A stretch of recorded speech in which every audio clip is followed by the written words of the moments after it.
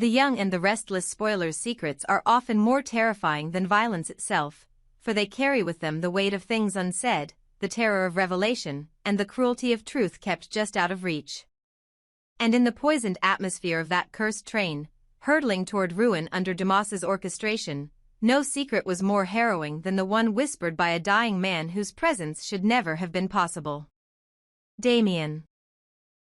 Until that moment, he had been little more than a name, one of many swept up in the shadowy intrigue surrounding Dumas, a man some considered an unfortunate casualty, a pawn in someone else's game, a victim whose death had occurred too quietly, too cleanly, without meaning. But now, as the train rocked violently under the pressure of its own acceleration and as the countdown screamed forward toward destruction, the door to one of the middle compartments flung open with a force that stole the breath from everyone watching, and there, swaying, blood streaming from his abdomen, stood Damian. His hands clutched his stomach, crimson running between his fingers, his face pale and broken, eyes glazed but burning with one final mission. The sight of him was almost supernatural. A ghost returned from the grave, a corpse reanimated by vengeance or regret. Screams rang out across the compartment. Sharon staggered back in horror, Summer clung to the wall, and even Dumas, for the first time, faltered in his composure. But Victor Newman, ever the strategist, ever the predator, did not flinch. Instead, he moved forward, pushing past the others, his eyes locked on Damian with a mix of suspicion and recognition. The world seemed to slow as Victor reached out and caught Damian just before he collapsed to the floor. He pulled the dying man into his arms and whispered, not with pity, but with urgency. What had happened? Who had done this? Why now? And then, with the faintest smile, Damian leaned in close, so close only Victor could hear. And he spoke. Not in full sentences. Not in coherent declarations. But in fragments. Phrases. Names. Coordinates. Warnings.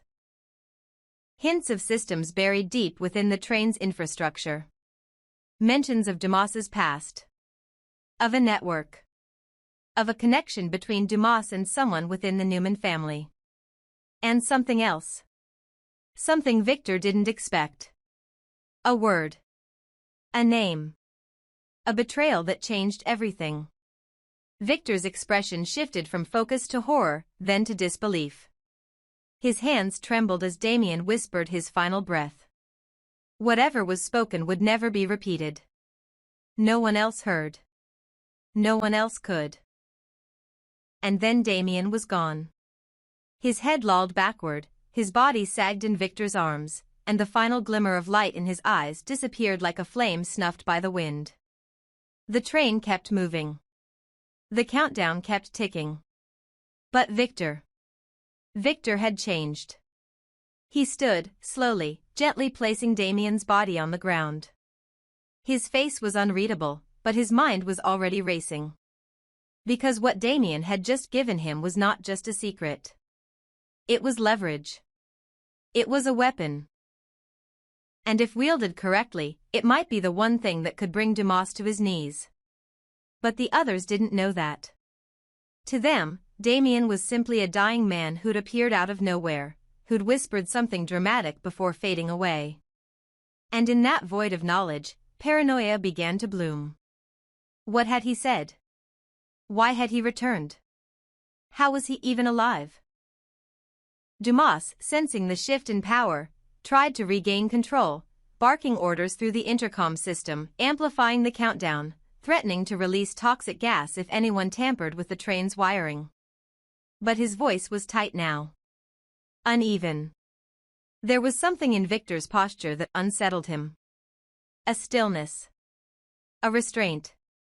As if the great lion of Newman Enterprises had found a new scent, one that promised not only survival, but dominance. And Dumas could feel it. Whatever Damian had said, it had pierced his armor. The thought that someone so insignificant in the scheme of things had carried such vital information, had lived long enough to deliver it, was almost intolerable.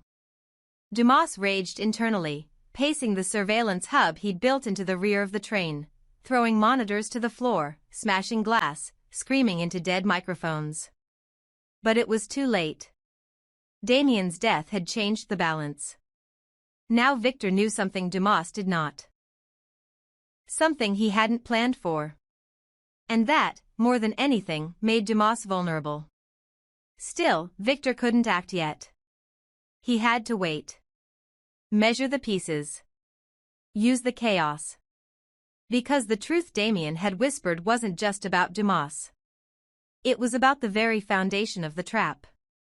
About how Dumas had manipulated the environment, used the scent diffusion systems, the lighting pulses, the subtle sound frequencies embedded in the train's walls, to control minds, influence choices, induce paranoia. Amanda had never stood a chance. Nor had Cain. Nor had the others. They had all been puppets in a grand psychological experiment designed to study how far people would go when pushed to the brink, and who among them would betray the rest first. But Damian had discovered the blueprint.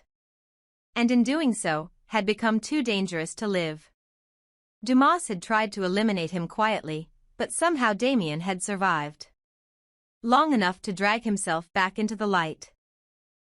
Long enough to warn the one man who could still make a difference. But Victor also knew something else now. The traps weren't just technological. They were personal. Dumas had woven emotional landmines into every relationship on board. Planted doubts. Amplified suspicions. Stoked ancient feuds. And now, with Amanda dead, with Damian gone, with trust collapsing, every remaining guest was a threat to the others. And perhaps, to themselves. Because paranoia could be more destructive than explosives. And shame was what Victor now recognized in Dumas's design. Not just hatred. Not just vengeance. But humiliation. This wasn't merely about killing Victor. It was about making him lose everything first. His control. His family. His name. But what Dumas hadn't counted on was Victor's ability to adapt. To listen. To wait. And to strike when no one expected.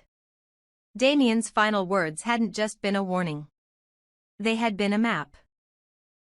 And now Victor, for all his mistakes, all his arrogance, held a key Dumas didn't know existed. One that might end this nightmare, if he could survive long enough to use it. But for now, he kept the secret to himself.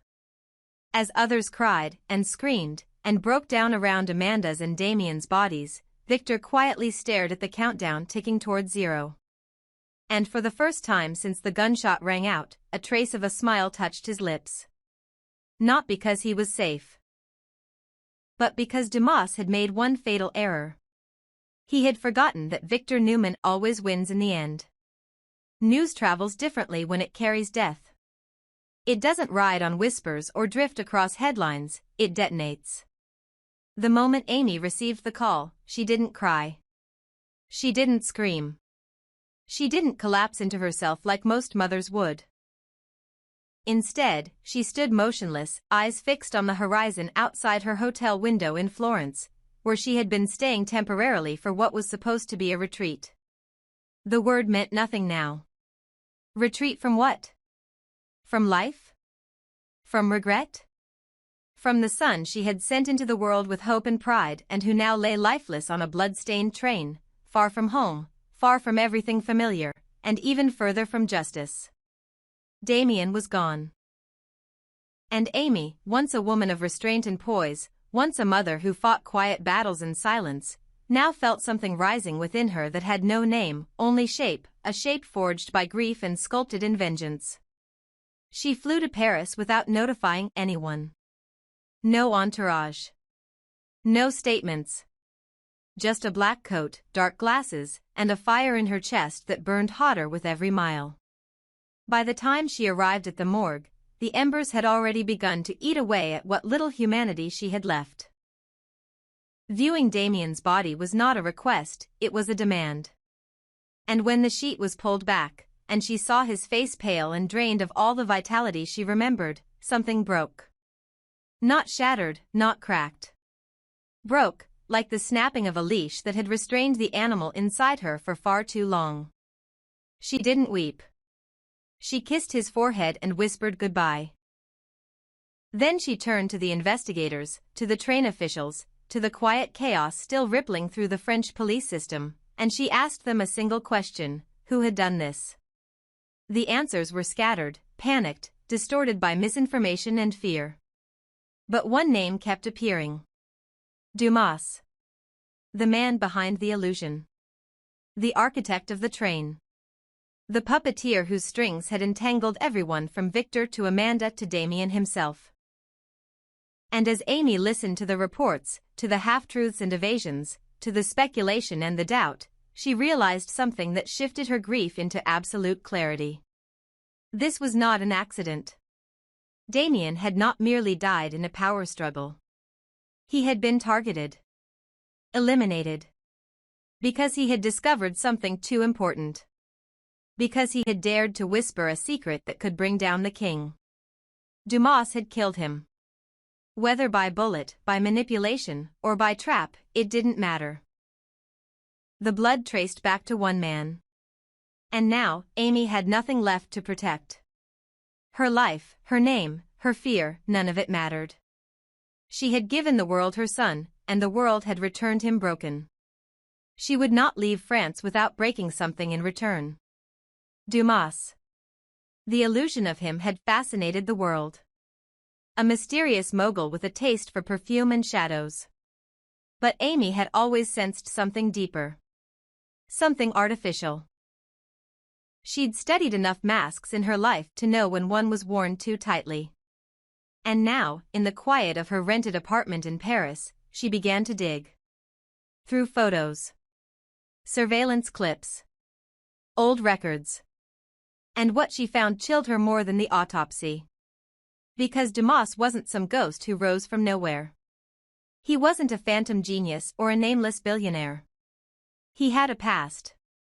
A face. A trail. And that trail didn't lead to France. It led back to Genoa City. To someone familiar. To someone dangerous. And someone very much alive. Cain Ashby. The realization was like acid. It explained everything: the charm, the cunning, the sudden rise, the obsession with Amanda, and the calculated manipulations cloaked in romance and business. Cain had disappeared from public view after his scandals. But what no one expected was that he had reinvented himself. Not as a victim. Not as a fallen tycoon.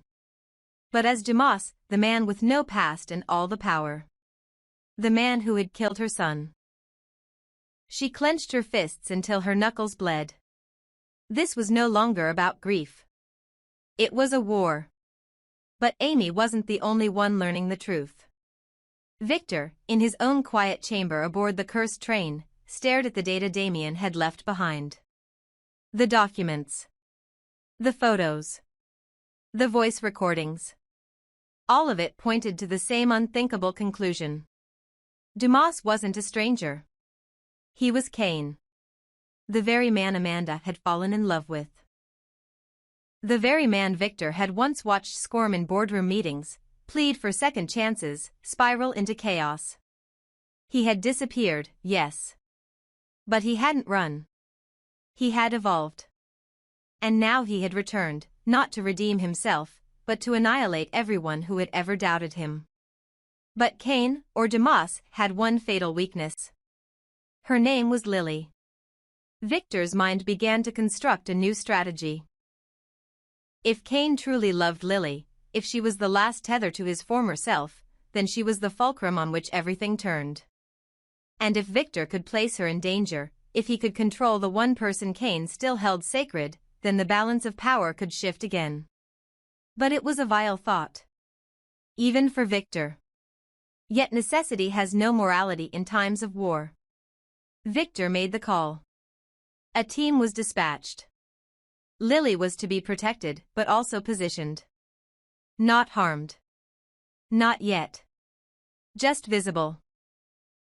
Just vulnerable enough that Dumas would have to choose between his madness and his heart.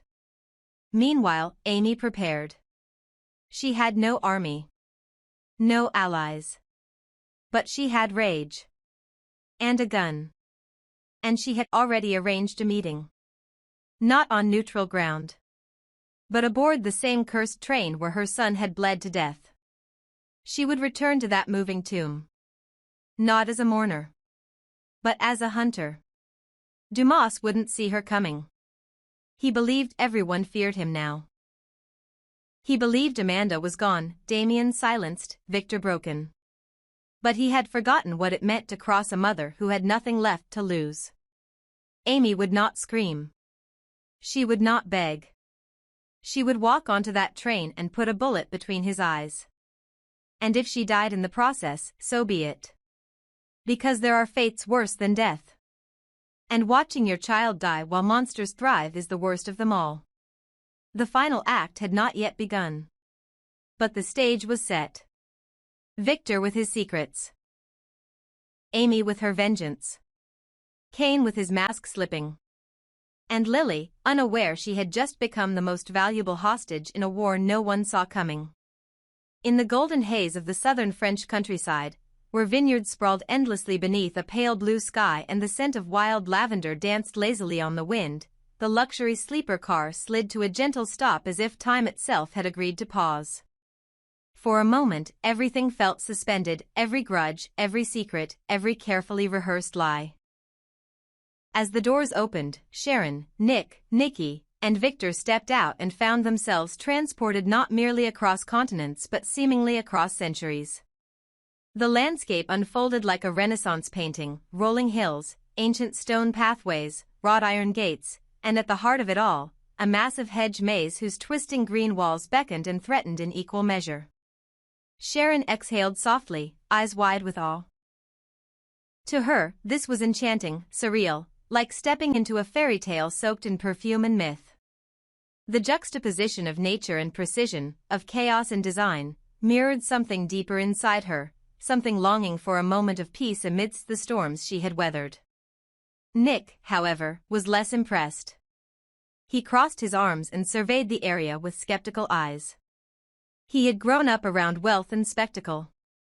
This wasn't charm to him, it was theater. A distraction. A gilded trap.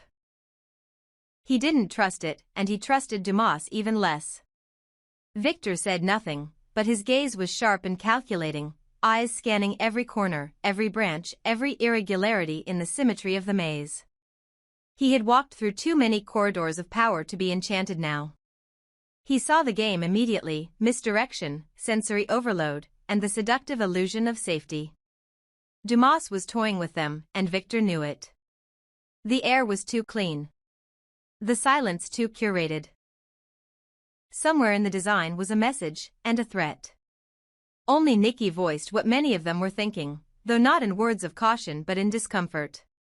Her shoes, designer and delicate, were not made for navigating a hedge maze.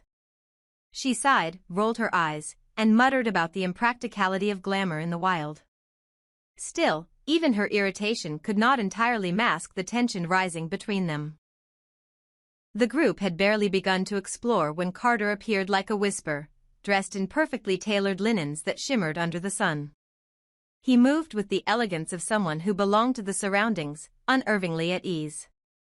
With a subtle smile, he welcomed them to the threshold of revelation and explained that each guest would need to navigate the maze individually before they could reach the central table, where lunch and other curiosities awaited. He assured them Dumas would only arrive once every guest had entered the labyrinth. He said it as though he were describing a ritual, not a game. Victor's jaw tightened. He didn't like rituals. He didn't like delays. He especially didn't like being manipulated under the guise of leisure. But Carter was unmoved by the patriarch's thinly veiled contempt. He merely bowed his head slightly and drifted back into the hedges like a specter returning to its native shadows. Moments later, the group realized two were already missing. Billy and Sally. Their laughter echoed faintly through the maze walls, rising and falling like flirtatious music. They had entered early, unannounced, already entangled in whatever mischief or seduction awaited them. Sharon tilted her head, listening to the voices fade into the distance. There was something unsettling about how easily people disappeared in this place. She took a step forward, half to lead, half to chase the magic. But within minutes, she had guided them down the wrong path. The maze closed around them, thick walls of green rising above their heads, blocking the sky and the sense of direction. The air inside the hedges was cooler, denser, laced with the faint scent of something unnatural, perfume, certainly, but layered with something subtler, something synthetic and strange. Sharon paused, frowning slightly. It smelled like memory. Nick turned in a slow circle, clearly frustrated. He wasn't in the mood for puzzles, not when danger had followed them from Genoa to France, not when trust was thinner than the paper menus handed out in first class. Victor remained silent, walking a few paces behind, hands behind his back, as if already analyzing patterns, preparing strategies. Nikki, however, had reached the limits of her patience. She cursed the designer heels she'd worn, meant for a terraced luncheon, not a botanical riddle. Her voice grew sharper, louder, reverberating off the maze walls with a frequency that made even the birds fall silent. But it wasn't the maze that made the group uneasy, it was the silence that followed. There were no directions. No clues. No Carter. No visible path forward or back. They were alone, truly alone, and for all their money, fame, and power, none of it meant anything here. The maze did not care who they were. And that was exactly how Dumas wanted it. Every turn seemed to lead to the same corner. Every path split into another. The deeper they moved, the less the outside world seemed real. It was as though they had been swallowed whole by the very concept of confusion. And somewhere in the distance, barely audible now, was the faint hum of music, classical, distorted slightly, as if coming from beneath the earth. Sharon reached for Nick's hand, not out of fear, but instinct. He accepted it without protest. They had been through worse together, but something about this place felt spiritual in its menace. Not violent. Not overt. Just wrong. Victor suddenly stopped. He turned his head slightly, nostrils flaring. He smelled something sharp, electrical. Ozone. A trap? A system? He placed a hand on the wall and found it slightly warm. Artificial. Dumas hadn't just built a maze. He had built a machine. Nikki tried to call Carter's name, but no answer came. It was then that Victor understood. The maze wasn't to entertain them. It was to separate them. One by one. To isolate them. To observe them. Somewhere in the center, Dumas waited. Watching. Recording. Testing them like lab rats in high fashion. And no one, not even Victor, could guess what the next turn would bring. But somewhere deep in the hedge labyrinth, far from their ears, a whisper passed between two hidden speakers. A voice. Female. Soft. Familiar. Phase 2 initiated. Shall I continue with each character's separate experience in the maze or lead them into an ambush orchestrated by Dumas? Would you like a shocking discovery at the heart of the maze, such as Amanda's body mysteriously gone or Carter revealing a betrayal? Let me know how you'd like the suspense to unfold.